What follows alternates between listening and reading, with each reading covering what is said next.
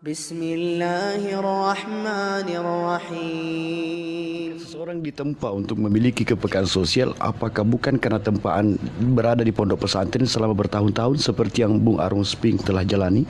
SMA, SMP, SD, dia hanyalah sekolah formal. Tetapi sekolah yang sebenarnya adalah sekolah kehidupan. Di luar daripada itu. Sama ketika Hari Pendidikan Nasional kita rayakan kemarin, saya ingin mengatakan bahwa yang harus paling penting kita pelajari hari ini adalah kita belajar dari COVID. Apa pelajaran dari COVID, Bung Andika? Al-Quran mengingatkan kita, ya ayyuhalladzina amanu taqullaha wal tandur nafsu ma qaddamat ligadin wattaqullah. Ayat ini mengingatkan kita, persiapkan dirimu untuk sesuatu yang akan datang. Kalau ada physical distancing, kalau di Makassar sekarang memberlakukan PSBB, kalau di Goa sekarang melakukan PSBB, di Jakarta melakukan PSBB, maka itu adalah terjemahan ayat Al-Quran bahwa seharusnya kita tidak repot ketika ada bencana seperti ini. Kenapa? Karena ada cara berpikir yang kita ambil dari Al-Quran, kita selalu mempersiapkan seminggu, 2 minggu, sebulan, 3 bulan yang akan datang. Dari mana? Mungkin logistik kita siapkan. Inilah mana diterjemahkan dalam bahasa ekonomi namanya menabung.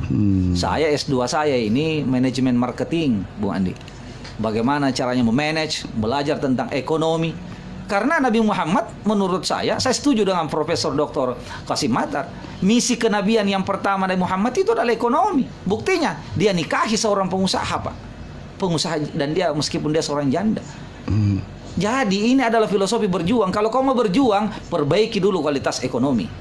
Dan 2/3 kekayaan Makkah Al-Mukarramah adalah milik Sayyidatuna Khadijah radhiyallahu anha. Yes. Lalu kita diperhadapkan dengan hadis-hadis yang lain, khairun nas anfa'um linnas. Ada hadis yang lain yang kita diingatkan, ajarkan anak-anakmu memanah, ajarkan anak-anakmu berenang, ajarkan anak-anakmu berkuda. Loh, kalau mau diajarkan anak-anak kita berenang, bagaimana kita mau mengajarkan anak-anak gadis kita berenang kalau kita bawa dia ke lepe? Kelihatan auratnya. Bagaimana caranya? Ya harus ada kolam renang kita. Kalau kolam renang kita ada di belakang rumah, berarti kita akan menjaga auratnya. Itu adalah pelajaran, itu adalah sunnah Nabi. Dan untuk menciptakan kolam renang pribadi khusus kuasai untuk kaum muslimat. ekonomi. Kenapa? Berapa penduduk Yahudi di dunia ini, Bung? Berapa? Segelintir. Segelintir, tapi kenapa nyaris semua yang mendapatkan penghargaan luar biasa? Saya pernah dipertemukan dengan salah seorang di Jakarta waktu itu. Saya bersama dengan Imam Syamsi Ali. Saya ditelepon, Ping, kau berangkat ke Jakarta. Saya terbang, Bung Andi. Terbang, lalu kemudian setelah break di lantai 18, kalau tidak salah di Hotel Borobudur, dipanggillah saya, sini kau ketemu dulu dengan ini. Dia pertemukan dengan orang Yahudi itu dari Amerika Serikat. Dia pimpin delegasi dari dunia, pemimpin-pemimpin agama. Dia mengatakan, Piping, ini orang kapan saja Obama mau bertemu, kapan saja orang ini mau bertemu Obama, selalu disiapkan waktunya. Saya bilang, sehebat itu Barack Obama, presiden negara adidaya, Bung Andi. Kenapa kemudian orang ini kapan saya mau temu Obama? Saya bilang, kenapa? Karena dia menguasai ekonomi. Berdakwah, Bung Andi, sekarang ini kekuatan ekonomi penting untuk kita galakkan. Kalau saya mau tutup bira, saya bilang, saya mengatakan repot kita ini kalau karena berhadapan dengan kiri kanan.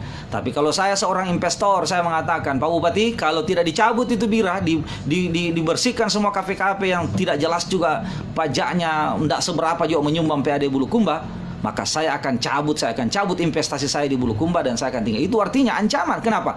Berapa lagi tenaga pengangguran, berapa lagi akan menaikkan angka kemiskinan dan segala macam. Sekali lagi penyebabnya kekuatan ekonomi. Yes, kekuatan ekonomi. Dan cuma satu sahabat Nabi yang saya tahu, Bung Andi, yang tidak menguasai ekonomi, yakni cuma Ali bin Abi Thalib. Selebihnya coba perhatikan. Umar bin Khattab bahkan diceritakan hartanya dia. Utsman bin Affan jangan dibilang. Abu Bakar As-Siddiq jangan dibilang. Sampai kemudian ada 2 tokoh menjadi pendiri organisasi terbesar di Indonesia, Kiai Haji Ahmad Dahlan, kemudian pendiri Nahdlatul Ulama Hasyim Asy'ari. Mereka itu siapa ternyata, Bung Andi? Mereka adalah orang-orang yang menguasai ekonomi. Kalau Kiai Haji Ahmad Dahlan tidak menguasai ekonomi, masa mungkin itu di usia 13 tahun dia sudah naik ke Makkah waktu itu. Dia dikenal sebagai seorang pengusaha sekolah, belum lagi Hasyim Asy'ari. Ya luar biasa sejumlah usaha-usahanya. Dulu tuang guru kita itu pakai sepeda yang luar biasa.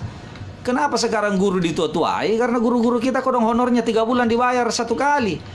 Itu pun lagi, ini Hari Pendidikan Nasional kemarin, sertifikasinya guru-guru belum dibayar. Saya teriak di acara seminar, Bung Andi.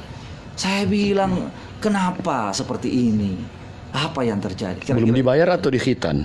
Belum dibayar sertifikasinya. Belum dibayar sertifikasinya. Nah, kemudian yang guru honorer, cuma 3 bulan berapa pula. Makanya saya tantang Diknas. Saya bilang, khusus untuk SMA ya. Saya bilang jangan bermimpi, kita akan bicarakan pembahasan untuk APBD 2021 nanti. Saya kebetulan pimpinan Komisi E. Kalau Anda belum menaikkan jumlah angka kenaikan 100% dari hitungan per jam honor setiap guru. Itu kira-kira Bung Adi. Ya, dan sahabat hati, sahabat dunia maya, itu baru pembuka dari seorang Arum Spink yang membuat Anda bergidik hebat. Dan semoga Anda terpantik untuk menjadi masyarakat dengan sumber daya diri yang tinggi. Dan sumber daya diri yang dimaksud oleh Pak Arum Spink adalah sumber daya diri berupa pengetahuan, kepahaman bernegara, dan sumber daya diri dalam bentuk perekonomian.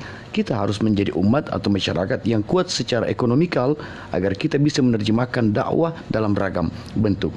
Saya undang Anda